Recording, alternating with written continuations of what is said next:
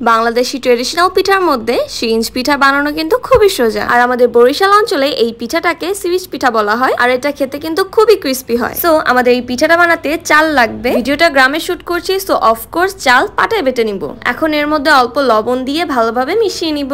এখন একটা সিরিঞ্জের মধ্যে এভাবে ডোটাকে ভালোভাবে ভরে নিব। একটা বড় সিরিঞ্জ হলে ভালো হতো, পিঠা বানাতে ইজি হতো, বাট অনেক খোঁজাখুঁজির পরে এটাই পেলাম, সো এটা দিয়ে কাজ চালাতে হবে। এখন গ্রামে কিন্তু নর্মালি কলা পাতা দিয়ে এই পিঠাটা বানানো হয়। তোমাদের কাছে যদি কলা পাতাটা অ্যাভেলেবেল না থাকে, তোমরা চাইলে ফল পেপারের উপর দিয়েও এটা করতে পারো। সিরিঞ্জ দিয়ে কলা পাতার উপর এভাবে ঘুরিয়ে ঘুরিয়ে ফ্লাওয়ার ডিজাইন করে নিচ্ছি। তোমরা তোমাদের মন মতো ডিজাইন করতে পারো, ইভেন ফুড কালারও অ্যাড করতে পারো কালারফুল করার জন্য। এখন পিঠাগুলোকে ভাপ দিয়ে রোদে শুকাতে হবে।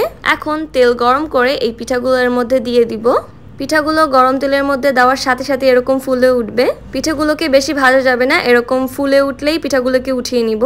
আর পিঠাগুলো তেল থেকে উঠানোর সাথে সাথে এর মধ্যে চিনি ছিটিয়ে দিব, তাহলে পিঠার গায়ে চিনিগুলো লেগে থাকবে। এখন একটা পিঠা তোমাদেরকে ভেঙে দেখাচ্ছি, and this is very crispy.